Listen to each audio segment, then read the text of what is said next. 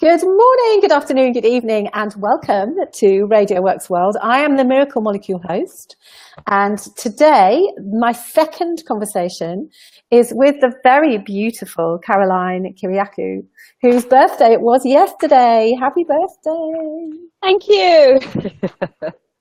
Thank you so much. I'm absolutely delighted to have you on the show. We're connected through Rachel Elmore, aren't we? Yes, we are indeed. With the lovely Rachel. And I'm very pleased to see you in your garden. I'm very jealous, as I said to you, that you've got enough signal to be outside because I'm in somebody else's office doing this because I don't have signal at home. So Caroline, before we get started on our light-hearted conversation, I'd like you to tell us, please, in your own words, what you do, what you're passionate about, what do you love? Hi everyone.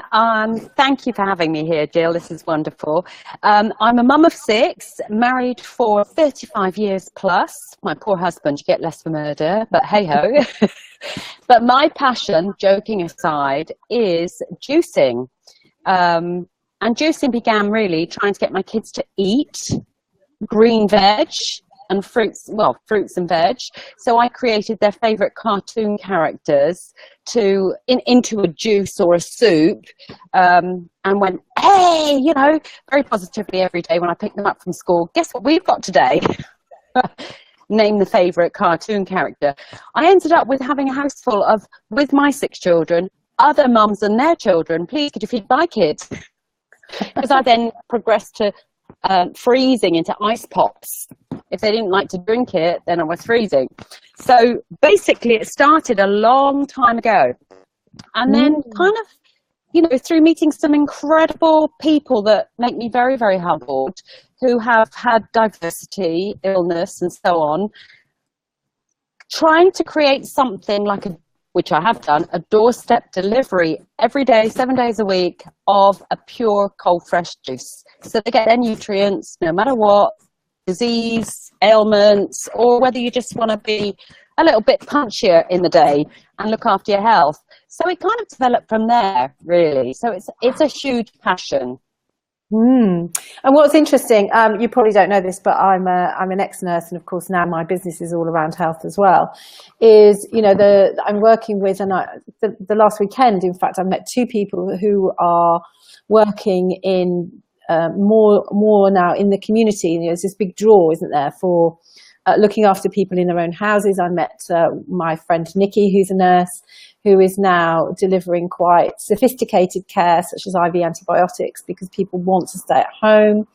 And I've got a friend of mine who's also an OT, who's heading up a team in Devon, who, and all that is all geared towards keeping people at home. And of course, 2 things here. Of course, we know that hospital food is rubbish, basically, but being able to deliver good quality nutrition for people who are healing, which is the absolute time that you need that good quality nutrition, is an absolute must in my book. So, I applaud what you do, and long may it continue. Thank you. Well, I'm very blessed that I've connected up with my local health food store, who they are absolutely on that road, on that path for wellness, because we don't need to be as sick as we think we need to be. And, I'm not demeaning anyone who has some serious illness, but you know what? We can make it better with good nutrition, and juicing just kind of largely, cold press juicing largely bypasses the stomach, and you get it straight into the body. So anyone with stomach problems, for example, don't have the problems with eating as they could do. So yeah, juicing is like the be all and end all. Yeah, in your world. So I run another show called The Vitality Show, which is all around health. This is not what this show's about. So maybe I'll have you back on that show, and we'll have more of a discussion about health and nutrition, because obviously that's a big passion of mine. But this show is actually all about you, Caroline. So I don't know if you know the show Desert Island Discs, do you? I did have a little look, actually, and it's a wonderful thing that you do. I'm very impressed. Very impressed indeed. Keep going. Well, what I wanted to do was to be able to offer everybody the opportunity to show a little bit of themselves, because the thing about the Radio 4 program that I love is that I really love understanding what drives people and a little bit about their background. And the more I can connect with them, the more I'm willing to listen to what they've got to tell me, or to watch them, or listen to them on the radio, whatever it is, because I feel a connection with them. And this really is what this show is about, is forging those connections and showing the real Caroline behind the cold press business, or whatever else it is you do, because you also teach power plate as well, don't you? I do indeed. Yeah. Power plating, I actually work for the power plate company, and then was lucky enough to work for the first designated high street power plate studio, which happens to be in my local town in Stanmore in Middlesex. Where do you live, Caroline? I live in Middlesex, Greater London. Oh, we live in Greater So London. it's end of the Jubilee line, if anyone's au fait with the tube service. Yeah. So it's very, very easy to get to. So Okay. I worked for 10 years there, and I worked in Harrods, and we opened up a studio with the power plate company in Selfridges for a year to really promote mainly the selling of the machine, and sort of kind of getting people in from magazines, very famous magazines and so on, giving them free sort of sessions to see how they developed, follow them on their thing, and sell the machines, and also get the, you know, the advertising, if you like. But I'm kind of, you know, I think everybody needs to be able to access health and fitness in a little way, step by step. So for me, it's, I mean, I remember getting told off in Harrods because we were told to, well, not told to, sorry, let me rephrase that. It was expected that I followed the sell, the trainer, the all the supplements, and yes, of course you would get results. But then when you leave the trainer and you don't continue the supplements, you haven't changed your lifestyle. So actually, I was hauled over coals initially, because my philosophy right from day one was, look, I understand you've got all families, cultures, whatever, and you cannot say no to Auntie so-and-so who's just made an amazing cake or meal or whatever. So how about you have 5 angel days and 2 devil days, which are movable to fit in with your lifestyle. Now, my results initially, not stepping up to the mark, because I wasn't getting them to lose weight over 6-8 weeks or whatever. But actually, people who followed my regime were actually continuing to change their lifestyles and make those changes. So therefore, be a little more mindful every day for 5 days, ideally 6, but let's say 5. And then on 1-2 days a week, go for it. Just fit in, do the whole shebang, but actually know that the next day you get straight back into being more mindful about what you put into your body. Think about, for example, it just occurred to me, if we all had the money to buy a Ferrari or the dream car of your life, how would how would I treat that Ferrari? Oh my goodness, would I put rubbish petrol in, rubbish oil? Would I not service it to the highest of standards? So treat your body like a Ferrari. Yeah. So now and again, people go a bit. I completely agree. And, you know, you and I are definitely on the same page as that. So I think, you know, we will have that conversation. I think you and I could talk at length about that principle. And we will do that in the Vitality Show. But this show is, I'm going to give you some opportunity to talk about business at the end as well. But actually now the bulk of this show is really about you and getting to know you. Is that okay? Okay, perfect. Now, okay, well, I have to say that, whatever it is you're doing, you're looking absolutely beautiful. And I don't know whether you want me to share your age, but I know that you're coming up to a big milestone and you really don't look your age. So you're your really best don't advert, mind. I have to say. I'm approaching 60. You're nearly 60. And to me, when I was younger, very interestingly, I always added 10 years to my age because I was exhausted, as you can imagine, with 6 children, running around, running a business, the whole thing. And I always added 10 years because I immediately got a response that was so positive. Oh my God, you look amazing. Yeah. If I'm my real age, 10 years younger, they would, oh dear, you poor thing. So yeah, I decided, I'm 86, really. Fantabulous, I must say.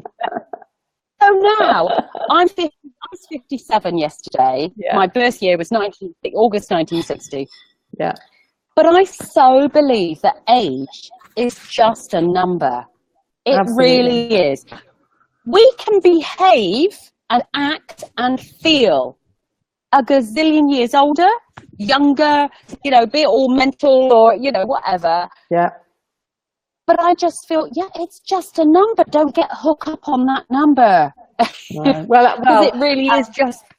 It is a number, but also, though, there are 56-year-olds or 57-year-olds and 57-year-olds. And, we will have that discussion about how, you and I work to help people to look like you and I, because I think, we're both about the same age. But we're going to park all of that, because this next part, of the show is really getting to know all about you.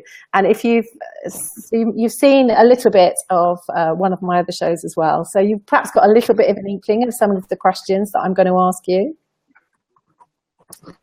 I'm on your page. Yeah, okay. Because I ask the same questions to everybody, because we're really we've got a book commissioned around it, and we're going to put some chosen transcripts into this book that's going around the world in 80 days. So it's really going to be interesting to contrast and compare everybody's answers to the same questions. So we're going to plow in with our first question, which is the first scenario.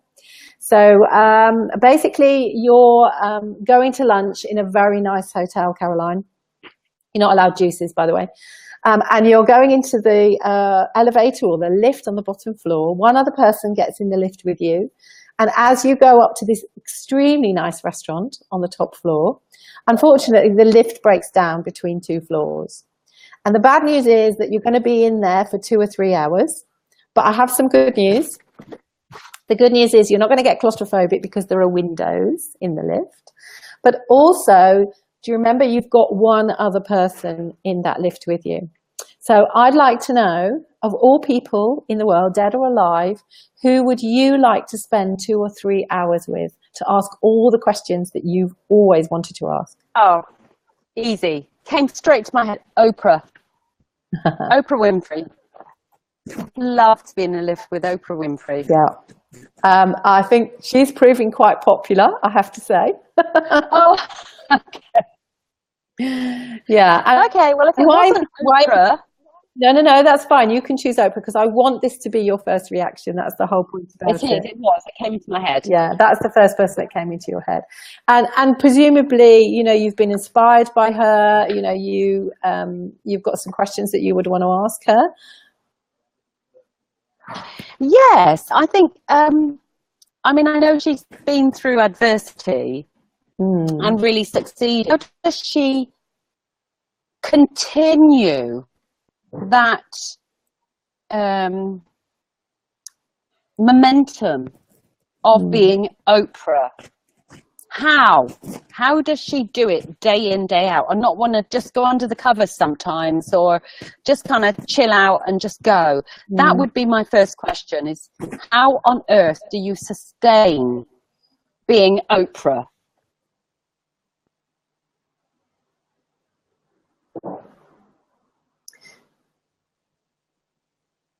So I just lost you there, Caroline. Oh, sorry. I don't know if... they're falling out. Fine, it's just your Wi-Fi signal. What I'm dropping, saying, I think. Yes, is that you're asking about sustaining? Yes, and I think be really, really interesting. A lot of people that are passionate about what they do, a bit like me and you, I'm guessing, is that actually you don't really feel like you're working, do you? If you're passionate about something. Having said that, I've just been on holiday. And actually, unusually, it was quite difficult for me to kind of come back and get in the swing of things. But once you are in the swing of things, then generally, the light bulbs will switch on again, don't they? Yes, because I do feel that I'm a very half full glass person for sure. I see the best in everyone. I absolutely will not see the worst in anyone ever. No matter who they are, where they come from, because everyone has some goodness within them, even if they've lost their way. However, sustaining this persona, because we all think, oh, wow, it's great. You got, financially you're okay, you're successful, whatever. But actually, they're a human being. So, for example, Oprah is a human being. So how does she sustain being Oprah day in, day out? Because presumably she's got the Oprah at home. We all have the Gill at home and the Caroline at home, and although authenticity is really important, there is that time away from the crowds, away from the media, away from that prying eye, isn't there? So I'm hoping that she gets to do some of that. Yes, you've actually raised a really valid point. I married my absolutely gorgeous husband 35, nearly 36 years ago. And I decided at that time, I'm not good enough for this family, for my husband. So I have to create this persona that fits in. So become OCD, become the best cleaner, the best Greek speaker, the best Greek cook, the best mother for my children. And that worked extremely well, 15 years. And when my youngest, who is now 20, was about about 15. Once he could speak and tell me if somebody was not very nice to him, because I came from a very disturbed background, that kind of led me to, oh my God, I want to be so clean and I want to be so accepted. So I did everything. So somebody knocks on the door at 3 a.m. in the morning. Oh, hello, backpacker. I met your daughter in India and she said I could call here when I arrived in London. Oh my God, yeah, of course. Absolutely. Welcomed in.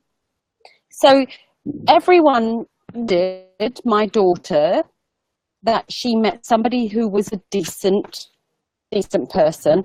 And I have to say, of all the people we took in, above and beyond our 6 children, we were blessed. Never had a problem whatsoever. And I was very, very happy, more than happy, to accommodate. Whereas I have friends around me, and at the time, friends said, are you a nutter? You're being woken up, and you've got a stranger in your house, and you're this and you're that. And I'm like, well, kind of, I would like to think I've brought my children up so openly that who knocks on the door doesn't knock on the door, because we're not kind of in London. We're 10 miles from central London, and they have to make an effort to get to us. So if they've made that effort coming from some foreign land, then they must be pretty decent people, kind of thing. They're not just like kind of knocking on the door coming from down the road. But I did spend the first 15 to 20 years of my marriage pleasing. And pleasing.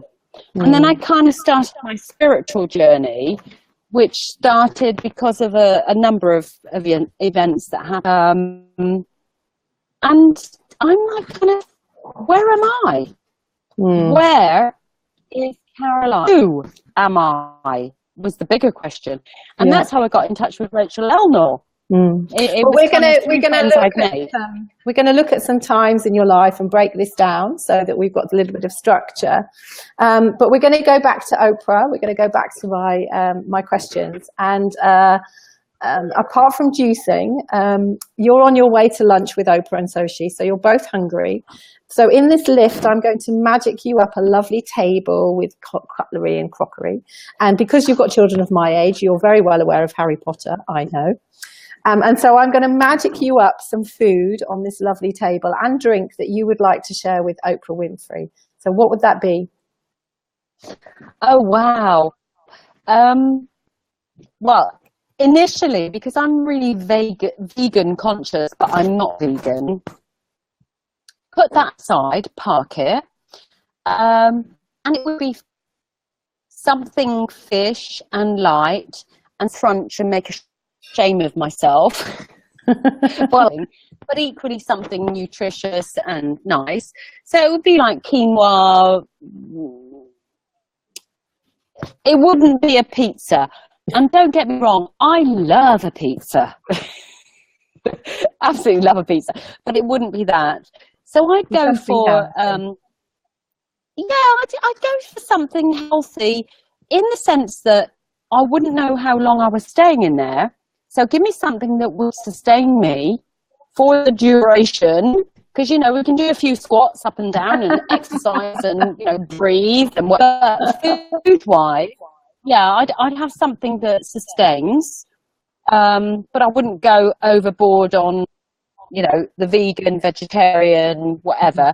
I'm not either, but I don't choose to eat meat. But I live, you know, my husband's Greek Cypriot and a Greek barbecue and lamb. I mean, it's life. Yeah. And what drink would you share with Oprah? What do you like to drink? To be not boring. I'd go for, what came into my mind when you said it initially was I'd go for a sparkling water, just so I've got my head about me. But equally, I've got issues with sparkling because of my nutrition background. But in this instance, give us a sparkling, so you kind of feel and have it served nicely. So I'd kind of feel we're in a dilemma, but hey, let's enjoy it. Because I wouldn't know what she partakes in. I've got no idea. I'm really give me a little bit of bubbly water. Yeah. Okay, cool. All right, thank you very much. So the next question is, I'd like to take you back to the 18-year-old you. So where were you living? What were you doing at 18? Oh, wow. Right, at 18, I was living in Bristol.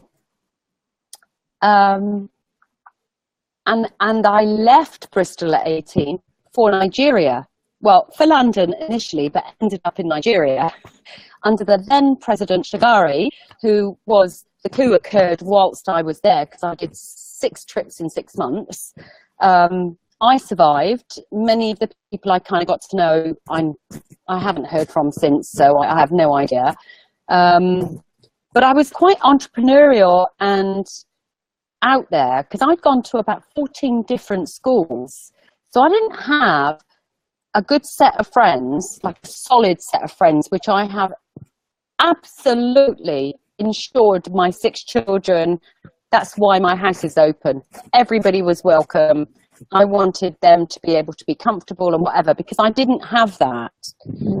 So off I went to Nigeria, and in 6 months I did 6 trips to Nigeria, to Lagos, the then capital, and 6 trips to Europe, because I kind of had 2 things on the go. One of them was professional golf with the celebrities and Peter Ellis, who was then the golf guy. So I kind of was without training, I found that I kind of connected with people and I could kind of fit in. And one of the deals that I was asked to do in Nigeria was to buy tomato puree from Italy for the then proposed new capital, Abuja. And one of the provisos was that I learn Italian. Well, hello, my mum spoke Italian. So I thought, well, I'll get by. So I agreed, signed the contract, and thought, well, I'll learn the basics, and what I don't know, I'll write. Because in those days, we did not have internet at all. So I had to write a week-long from A to B letter, and my mum would write back and give me what I needed, and I kind of got away with it, as it were, and highfalutin and did things that, from my side of town, a girl like me, you know, coming from where I came from, would never be privileged to. So I was very appreciative without realising, actually, I am really lucky. Well, I knew I was really lucky, but I kind of made it happen, but I didn't know I was making it happen, if that makes sense. Like now with learning, I kind of know that you make your own, you know, you make your own luck. Yeah. That's a kind of nice 18-year-old world to be in, really, isn't it? Oh, I miss the whole, like, people today say to me, have you ever tried a spliff?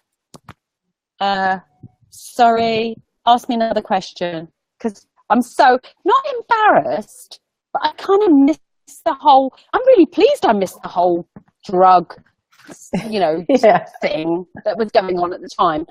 Because I had no ideas. All I wanted to do was buy my mum a house, which I was in the process of doing because I'd signed a 3-year contract in Nigeria before the coup. Buy my mum a house in Barons Court, and I would have the flat in the basement. And to me, because I just so appreciated what my mum had done for all, because I'm the eldest of 6, interestingly, having 6 children, I was like, whatever it takes, you know, without, I was also a very green, naive, good Catholic girl. So there was no nonsense. I was not stepping over the line, which actually, you know, today, it's a different world. In those days, I'd been brought up so strictly that, you know, you do everything decently, honourably, honestly, and whatever. And I loved it. And what were you? What I was doing. And what were you listening to at that 18? What was the 18-year-old Caroline listening to? Slade. Oh my God, Mud. Sorry, I actually met Slade, Mud. Yeah. Oh my goodness! I actually went to a concert at the Bristol concert hall. I forget what they call it now. Oh, forgive me, anyone that's listening from Bristol, because my family are still in Bristol. And I actually didn't smoke at the time, but found myself at the back door where Mud, this group who were like the thing of the time, they were like amazing, came out and shared a cigarette, which really killed me and choked sick, but wouldn't dare give on because I was like, oh my God, my heroes. And I had this cigarette with the Mud's leader at the time. Cool. Yeah, that's a funny little thing I've never thought of. Thank you. And then, share with us now what was going on at 35. Sorry, my ears are not taking I've got funny shaped ears, as well as I must apologise. I've got a bit of a dodgy eye, which as it was this morning, I iced it and cucumbered it and dropped it and whatever. It's burning like mad because I scratched it during the night, this like dodge eye, but hey, it's nothing. Okay, all right, are you okay? If it does look a bit funny, if it looks a bit funny, then I can't see it from here. You look gorgeous. You're amazing. Thank you. I love you all. So Caroline, can I take you now to the 35-year-old you? What were you doing at 35? Oh, wow. By 35, I had married my husband. I actually married my husband. I'm so blessed. I left Nigeria in an awful way. Just days prior to the coup, which did not enable me to be in touch with people that I'd made friends with. I don't know what's happened to them. But I walked into a meeting with the then president, Shagari, and the guy I worked with, who was his like right-hand man. And really, I was just there to deliver legal documents because I'd worked for a lawyer in West Kensington, and that's how I got the job. But anyway, I walked in. I did not feel well at all. But you know what? You know, I'm a youngster, and you don't moan and groan. But I walked in, and as I stretched my hand out to shake hands with the people just below the Prime Minister at a breakfast meeting, I crippled over. Appendix had burst. Sorry, were you 35 at this point? I've got a bit lost. Sorry, I wandered off. No. Because of my returning it was not expected. It was so unexpected to return to the UK. Yeah. I was air ambulanced from Nigeria to Charing Cross Hospital, and they took my appendix out, and then I went back to my flat when I came out and thought, I haven't got any money. I've got to earn some money. So I went, well, in those days you don't go online, went on the phone, agencies, can I have a job? And got an interview at what I didn't realise, number one, oh God, forgive me, the name of the road in Mayfair. But anyway, I get there, tipping down, and it's the Playboy Club. And I'm a good little Irish Catholic girl. And I think, I can't work there. As much as I need to pay the rent and wait for the money to come through from Nigeria, which would take forever, as it did, I can't work here. And this guy came along, put his umbrella up and said, why don't you come into my office? It was a hedge fund, well, what we know now as a hedge fund. And he took me up the stairs. He was absolutely lovely. His secretary helped me, tried me off, blah, blah, blah, blah. Anyway, he came out of his office and asked me to attend something at Annabelle's. I didn't know what Annabelle's in Berkeley Square was. No idea. I was not into the whole scene. So I agreed to meet him because I thought, well, you know what, he's been really kind. So what?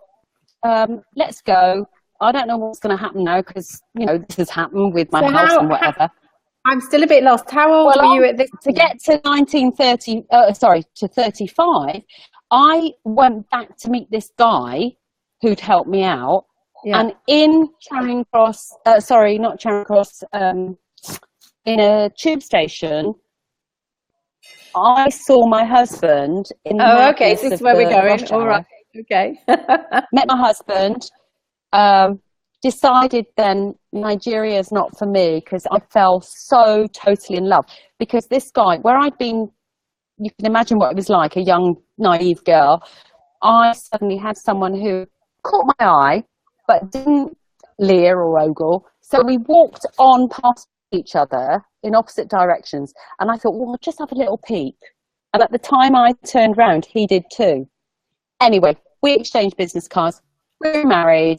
And by the time I'm 35, I had 5 children, actually five. Mm-hmm. So we got married very quickly, 5 children, and my 6th child, it's on the way. So okay. I do believe in karma. Yeah, well, absolutely. We're all subject to that. We just need to allow it to happen. Okay, so we're going to get on with the show, and I now need to ask you my quick fire questions. So I only require one answer for these. Are you ready? I want these answers to come from the heart. So are you a TV or a radio girl? TV. Visual. TV, yeah? Are you TV. a non-fiction or fiction? Fiction. Are you the oldest, middle, or youngest child? Oldest. Are you the oldest of 6? Is that what you said? Yep. Oldest of 6. Oldest. And then at school, were you the goody two-shoes? Were you the class clown? Were you under the radar? Or were you a bit of a handful? Under the radar. Under the radar. Well, good Catholic girl, I'm guessing. And what would you say is your best habit now? Constancy. Acceptance, constancy, if that makes sense. People can rely and depend on the fact I'm there, and they can ask of me anything. Cool. And what about your worst habit? Oh, OCD. Very annoying. Very annoying. And what do you do to relax? Gardening. Oh, how lovely. You do look like you're in a beautiful garden, certainly. And then this is quite relevant because I want to know about your nicknames. So I know you have one nickname, which is your business name, which is Mama K, isn't it?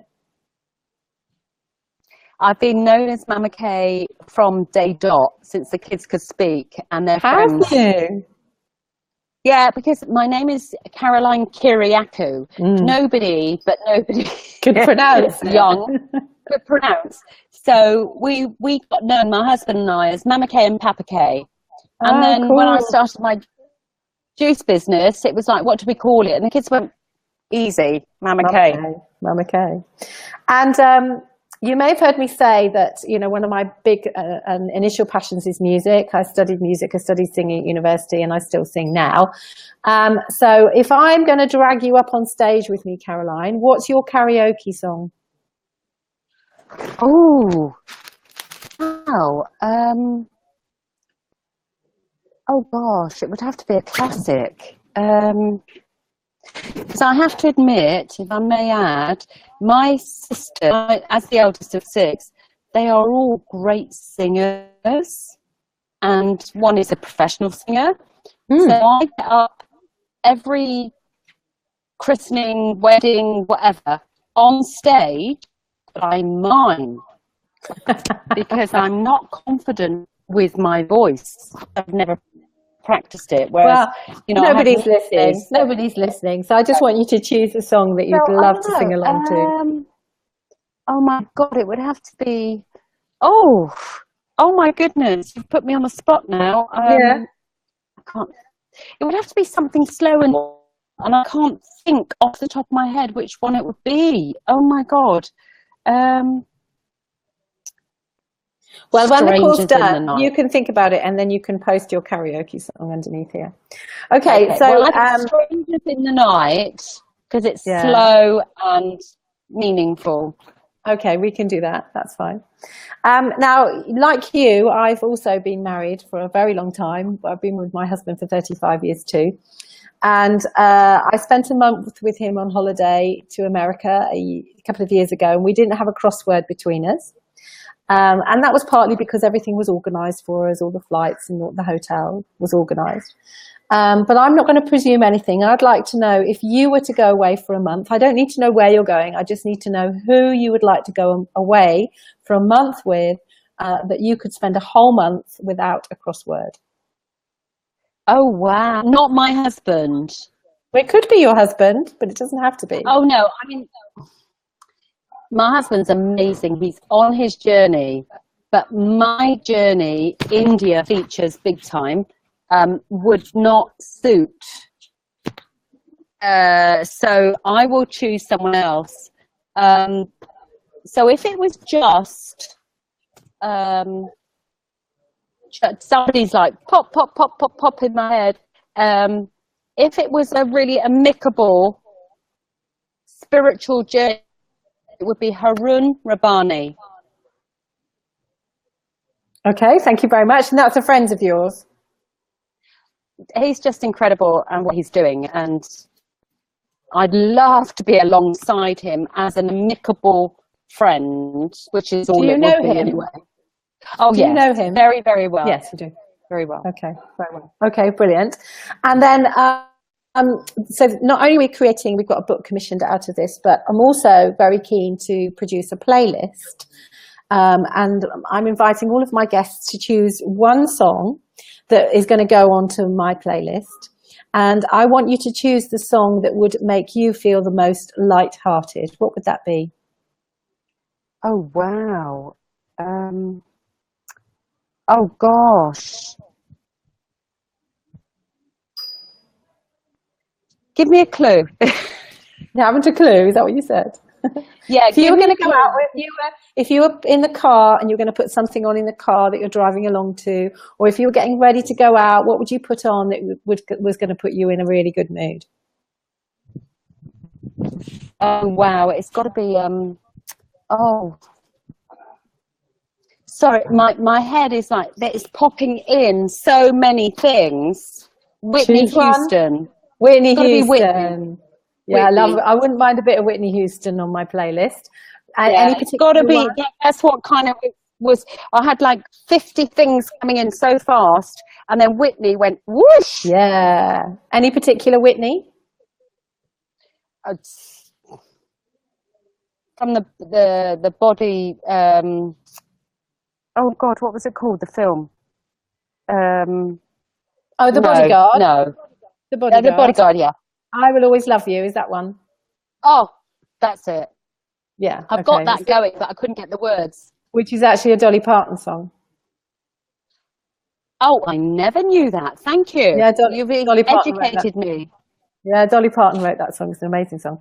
Okay, so thank you very much. Now, before we come to the end, I've got two questions for you that are really associated with what I do now and also what you do. So from my book, you know, How to Look After the Heart You Give to the World, The Heart of a Woman, I'd like you to tell us very briefly, if you can, because we're running out of time, what you do to look after your heart in two ways. So firstly, what you do to look after your physical heart, and I think we've touched on that already, but also what you do to look after your emotional heart as well, the heart that you give to the world. Okay, it has to be walking, and I spend my time between Brighton, or I say Brighton, but Hove, the quiet part of Brighton, on the seashore, juicing and gardening. Juicing and gardening. They really are my saviours. Oh, brilliant. Okay, we've lost you a little bit there. And before we finish as well, I'd like you to share with us what's coming up for you that you're really excited about in the next few weeks, maybe up to Christmas, what's happening. I'm going to post your website onto the page so that while you're talking, everybody can connect with you. So just tell us a little bit about what's coming up for you in the next few months. Oh, wow. Well, actually, we mentioned Rachel earlier on, Rachel Elnor. I'm working with Rachel, and we are creating, and Ivor Lyons, Jumping Juice, we are creating a juice cleanse retreat. That's in its most simplistic form. But actually, the bigger picture is a totally sustainable eco-village, which doesn't actually exist in the UK now. It did in the 60s, 70s in Scotland. But yeah, that's what I'm very, very excited about. Very excited about, because it is a juice cleanse, step out of life, and complete mind, body, soul cleanse. So a combination of what you do with all your nutrition and what Rachel knows, because Rachel's into Rachel is just incredible. Yeah. And yeah, she's just such an amazing gal. Yeah, she is. Yeah. Okay, cool. Thank you very much. Well, I've put your website up on there for people to contact you and connect with you. I know that you're on Facebook as well, aren't you? Look, Instagram, Twitter. Yeah, all those links will be on your website, presumably. I want to thank you very much for joining me today. I've really enjoyed getting to know you a little bit better because we're connected, but it's really nice to actually see face to face, and hoping that I'll meet you soon too. We can have a real conversation, which would be lovely. I've really enjoyed our Come along and have a juice. Yes. Come along and have a juice workshop at Mama Kay's Kitchen, where magic happens. Magic happens. Whoop, whoop. Okay, well, lovely. Thank you very much. Thank you much. I hope you've enjoyed. So much. That's all right. I hope you've enjoyed our conversation as well. And I will see you and talk to you real soon.